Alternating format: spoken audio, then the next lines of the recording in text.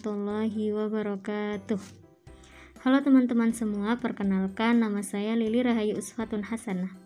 Pada kesempatan kali ini saya akan mengulas sedikit materi tentang komunikasi dan kerjasama tim di era pandemi.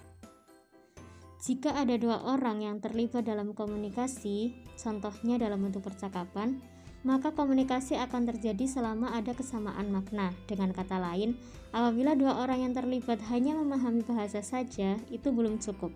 Harus mengetahui makna yang disampaikan. Kemudian, apakah komunikasi itu penting? Dalam kehidupan sosial, budaya, pendidikan, politik, sudah sangat dimengerti bahwa komunikasi itu penting. Sejak era Aristoteles pun dan cendekiawan-cendekiawan zaman dahulu, mereka menyatakan hal yang sama bahwa komunikasi itu penting. Akan tetapi, studi Aristoteles hanya berkisar pada retorika dalam lingkungan kecil. Baru pada abad pertengahan sekitar abad ke-20 ketika dunia dirasakan semakin kecil akibat revolusi industri dan teknologi elektronik seperti munculnya kapal api, listrik, telepon, film, radio. Dari situlah cendekiawan semakin sadar akan pentingnya komunikasi. Ada beberapa unsur dalam proses komunikasi, diantaranya yang pertama ada sender. Sender ini merupakan komunikator yang menyampaikan pesan kepada seseorang atau sejumlah orang. Kemudian ada encoding, penyandian, yakni proses pengalihan pikiran ke dalam bentuk lambang. Yang ketiga ada message, yaitu pesan yang merupakan seperangkat lambang bermakna yang disampaikan oleh komunikator.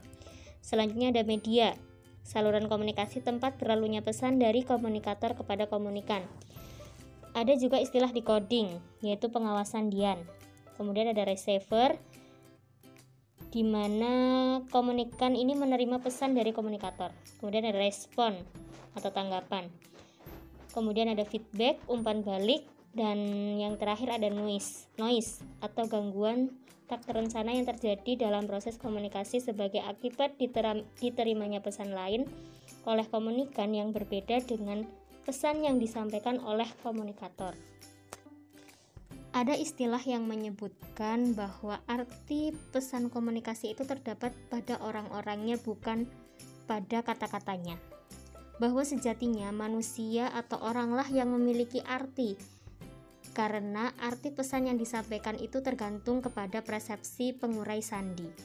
Contoh, ketika ada suatu bisnis yang menyampaikan produk A memiliki beberapa keunggulan yang tidak satu pesaing pun miliki. Dari kata-kata tersebut akan banyak sekali penafsiran yang muncul di masyarakat. Akan banyak sekali perspektif yang diterima. Ada yang mengira bahwa produk A berbeda dan benar-benar unggul dari yang lainnya.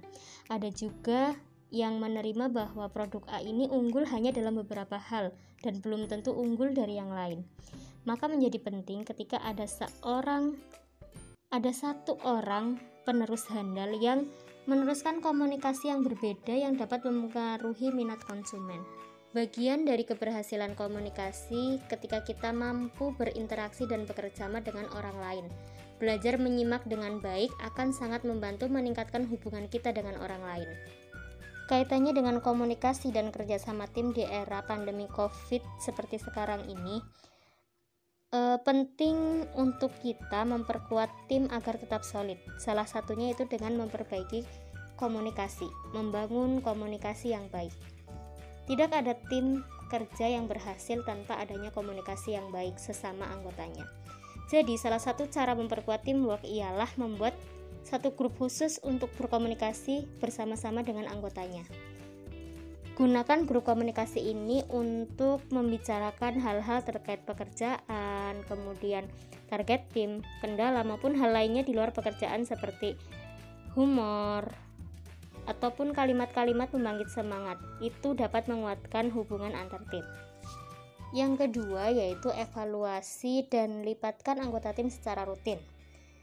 Keterlibatan anggota tim ini bukan hanya untuk bekerja keras mengejar target saja, tetapi anggota tim juga harus dilibatkan secara aktif untuk mengevaluasi kinerja tim.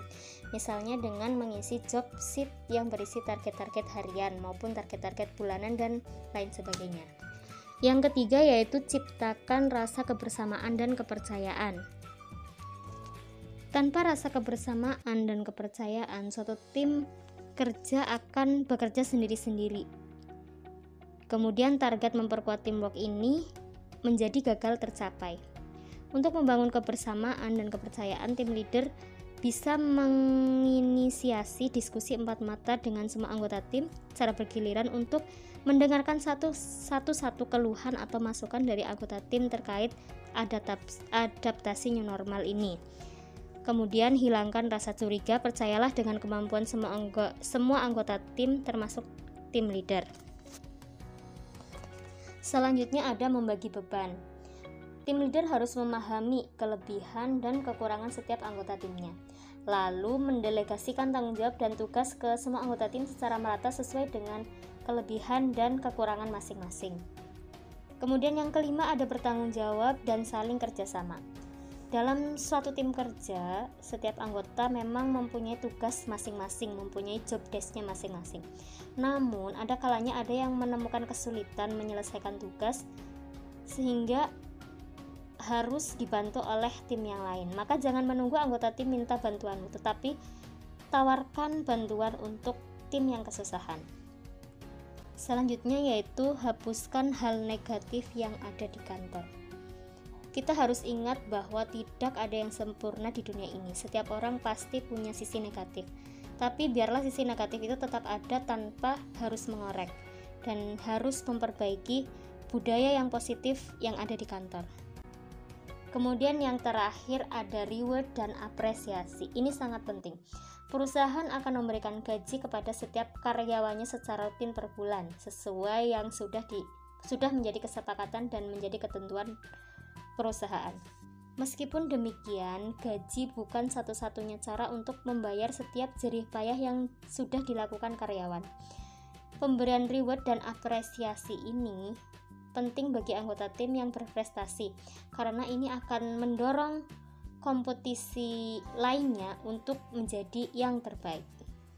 Selain hal-hal yang sudah disebutkan di atas, penting juga bagi seorang pemimpin untuk mengikatkan kepada anggota timnya tentang kondisi saat ini untuk saling mengerti dan saling memahami, dan bagaimanapun kondisinya harus tetap menjaga komunikasi supaya segala hal yang menjadi kendala dapat dikomunikasikan dengan baik.